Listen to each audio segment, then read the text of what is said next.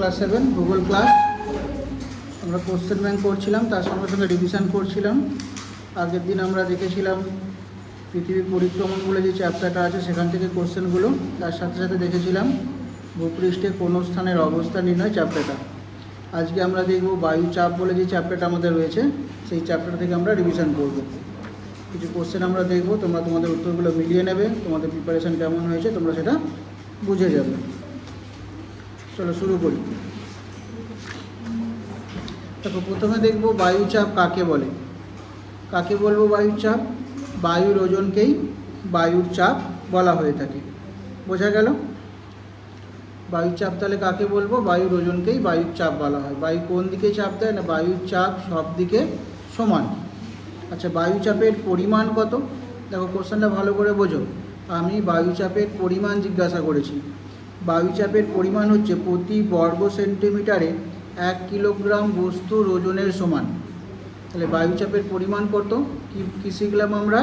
প্রতি বর্গ সেন্টিমিটারে প্রায় 1 কিলোগ্রাম বস্তুর ওজনের সমান।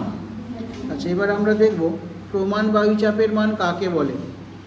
প্রমাণ বায়ুচাপের মান কত? প্রমাণ বায়ুচাপের মান হচ্ছে 1013.25 মিলিবার। আমরা কোন যন্ত্র দিয়ে বায়ুর চাপ মেপে থাকি? আমরা ব্যারোমিটার যন্ত্র দিয়ে বায়ুর চাপ মেপে থাকি। বোঝা যাচ্ছে? একদম সহজ সহজ কোশ্চেনগুলো। আচ্ছা, বায়ুর চাপ কি সব জায়গায় সমান? এগুলো আমরা পড়ে এসেছি। বায়ুর চাপের তারতম্যের কারণ যেখানে আমরা পড়েছি সেখানে এই অংশটা পড়ে এসেছি। বায়ুর চাপ সব জায়গায় সমান নয়, কোথাও বেশি হয়, কোথাও কম হয়ে থাকে। এর কারণগুলো কি কি? এই কারণগুলো, অনেকগুলো কারণ রয়েছে। আমাদের যে বইটা রয়েছে সেখানে মূলত 3টে কারণ দেওয়া রয়েছে, সেই 3টেকেই আমরা এখানে পড়ব। একটা হচ্ছে উষ্ণতা, একটা হচ্ছে জলীয় বাষ্পের পরিমাণ, আর একটা হচ্ছে পৃথিবীর কোরিওলিস বল। বোঝা গেল? আচ্ছা, উষ্ণতার সঙ্গে বায়ুচাপের সম্পর্ক কি? উষ্ণতার সঙ্গে বায়ুচাপের সম্পর্ক ব্যস্তানুপাতিক। কীরকম সেটা? উষ্ণতা বাড়লে বায়ু হালকা হবে, বায়ু হালকা হলে উপরের দিকে উঠে যাবে, ফলে বায়ুর চাপ কমে যাবে। আর বায়ু যদি শীতল হয় তাহলে বায়ু ভারী হবে, ফলে বায়ুর চাপ বেশি হবে। অর্থাৎ উষ্ণতার সঙ্গে বায়ুচাপের সম্পর্ক দেখলাম ব্যস্তানুপাতিক। জলীয় বাষ্পের সঙ্গে কি সম্পর্ক? জলীয় বাষ্পের সাথেও বায়ুচাপের সম্পর্ক ব্যস্তানুপাতিক। বায়ুতে যদি জলীয় বাষ্পের পরিমাণ বেশি থাকে তাহলে বায়ু হালকা হবে। কেন? কারণ জলীয় বাষ্প বিশুদ্ধ বায়ুর থেকে হালকা। আর জলীয় বাষ্প যদি কম থাকে তাহলে বায়ু শুষ্ক হবে, আর শুষ্ক বায়ুর চাপ বেশি হবে। বোঝা গেল? এগুলো সব আগে সব পড়ানো হয়েছে।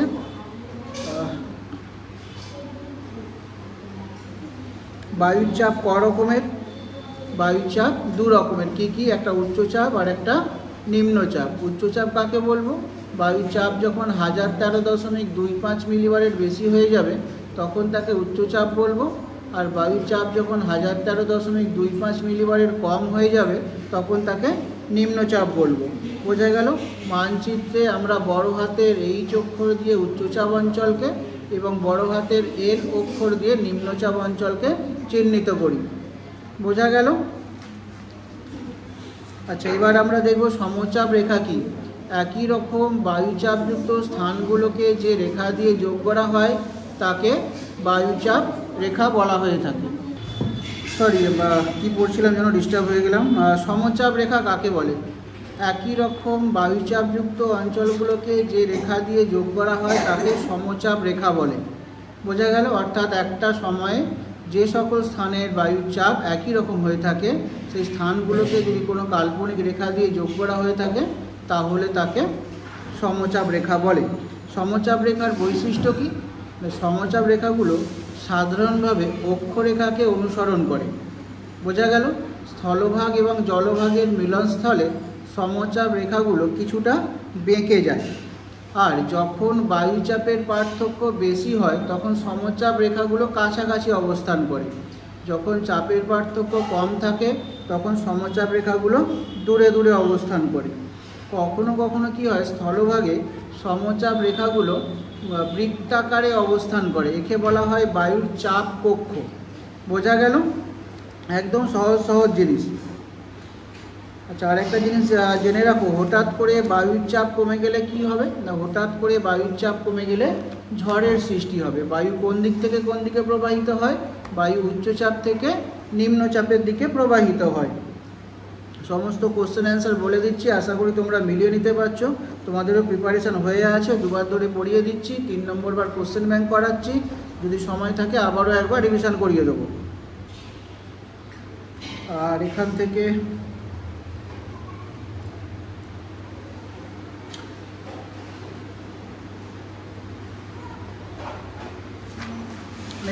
আর তেমন কিছু নেই, শুধু ঘূর্ণিঝড়গুলোর নাম আছে, এটা আগের দিনও বলেছিলাম। পৃথিবীর প্রধান প্রধান যে ঘূর্ণিঝড় সেগুলোর নাম, যেমন বঙ্গোপসাগর আর আরব সাগরে আমরা বলে থাকি সাইক্লোন, জাপান চীন সাগরে বলে থাকি টাইফুন, ক্যারিবিয়ান সাগরে বলে থাকি হ্যারিকেন, আর মেক্সিকো উপসাগরে বলে থাকি টর্নেডো। এগুলো হচ্ছে পৃথিবীর প্রধান প্রধান ঘূর্ণিঝড়।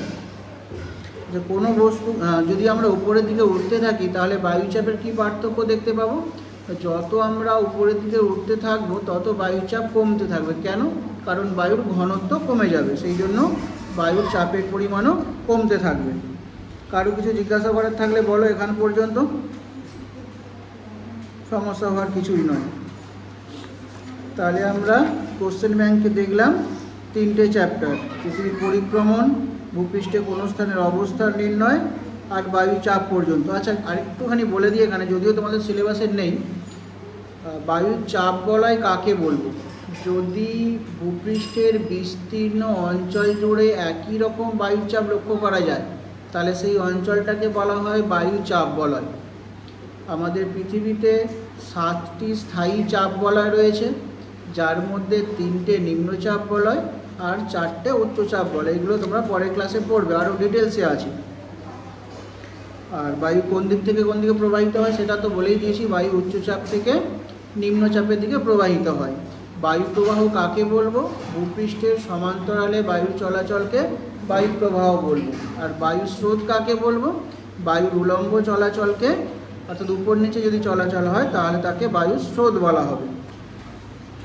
অসুবিধা হওয়ার কথা নয় এই পর্যন্ত। তাহলে প্রথমের দিকে যে চ্যাপ্টারগুলো ছিল সেগুলো সবটাই হলো।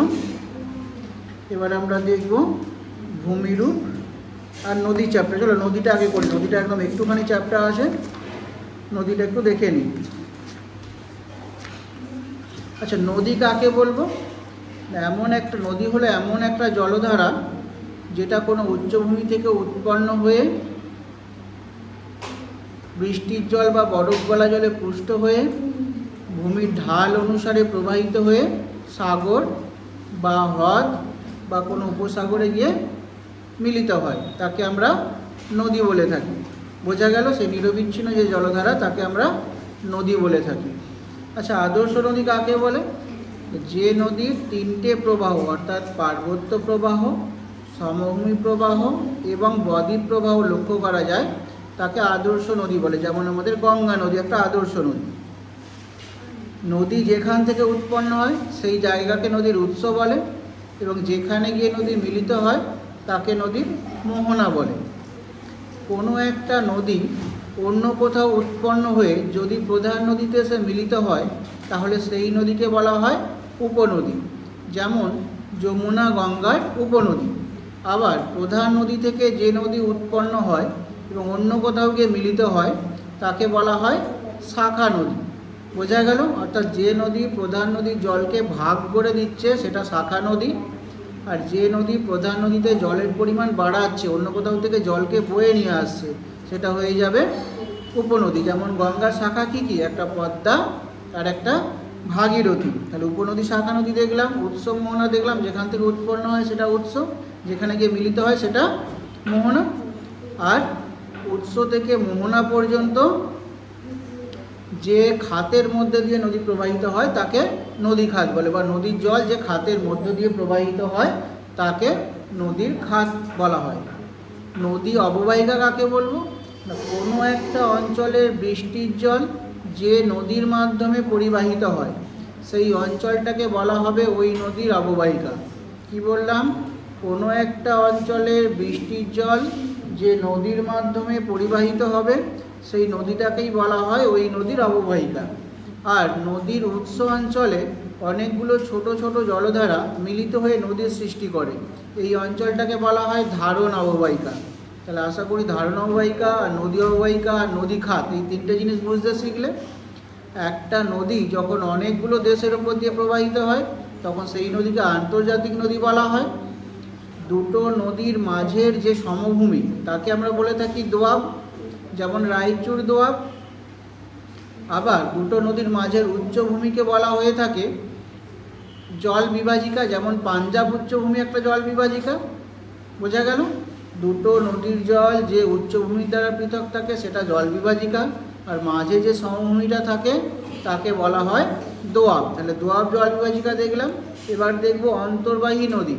কোনো নদীর মোহনা যদি সুস্পষ্ট না হয়, দেশের অভ্যন্তরেই বিলীন হয়ে যায়, তখন তাকে বলা হয়ে থাকে অন্তর্বাহী নদী। যেমন আমাদের দেশের একটা অন্তর্বাহী নদী হলো লুনি। তাহলে মোটামুটি নদী থেকে এগুলো সবই দেখলাম। আর দুটো একটা কোশ্চেন জেনে রাখো, পৃথিবীর দীর্ঘতম নদীর নাম কি? পৃথিবীর দীর্ঘতম নদী হচ্ছে নীল নদ। পৃথিবীর বৃহত্তম নদীর নাম কি? পৃথিবীর বৃহত্তম নদী হচ্ছে অ্যামাজন। আর ভারতের বৃহত্তম দীর্ঘতম যেটা বলবে সবটাই হবে গঙ্গা। ক্লিয়ার হলো? এখান থেকে তো সবগুলোই দেখে নিলাম। এবার দেখব নিত্যবহ নদী। যে নদীতে সারা বছর প্রচুর জল থাকে সেটা হচ্ছে নিত্যবহ নদী। আর যে নদীগুলোতে বর্ষাকাল ছাড়া অন্যান্য সময় জলের পরিমাণ খুব কমে যায় সেগুলো হচ্ছে অনিত্যবহ নদী। পশ্চিমবঙ্গের মালভূমি অঞ্চলের উপর দিয়ে প্রবাহিত নদীগুলো হচ্ছে অনিত্যবহ নদী। বোঝা গেল? যেমন গন্ধেশ্বরী একটা নদী, জল কমে যায়। অজয় একটা নদী, এগুলো হচ্ছে সব অনিত্যবহ নদী। আচ্ছা, এবার দেখব নদীর কাজ। নদীর কাজ হচ্ছে তিন প্রকারের। একটা হচ্ছে ক্ষয় করা, একটা বহন করা, আর একটা সঞ্চয় করা। যখন নদীর শক্তি খুব বেশি থাকবে তখন নদী ক্ষয় করবে, যখন আরেকটু শক্তি কমে যাবে তখন সে বয়ে নিয়ে যাবে, যখন শক্তি একেবারে কমে যাবে তখন সে সঞ্চয় করবে। তাহলে নদীর কাজ দেখলাম। আগে প্রবাহ পড়ে এসেছি। কটা প্রবাহ? তিনটে প্রবাহ। যে নদীর তিনটে প্রবাহ তাকে আমরা আদর্শ নদী বলি, যেমন পার্বত্য প্রবাহ, সমভূমি প্রবাহ আর বদ্বীপ প্রবাহ।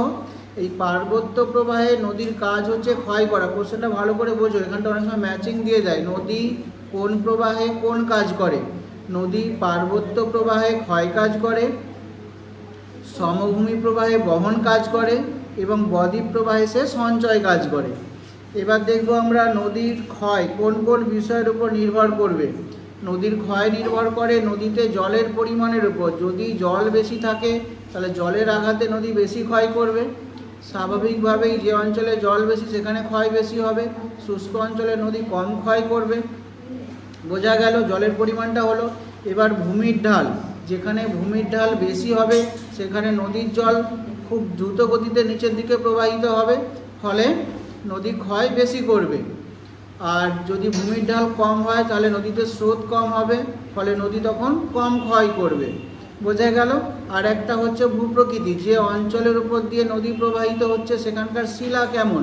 যদি সেই অঞ্চলটা শিলা নরম প্রকৃতির হয়ে থাকে তাহলে নদী দ্রুত ক্ষয় করবে, আর শিলা যদি কঠিন হয়ে থাকে তাহলে নদী কম ক্ষয় করবে। তাহলে নদীর ক্ষয় কোন কোন বিষয়ের উপর নির্ভর করে সেটাকেও আমরা দেখলাম।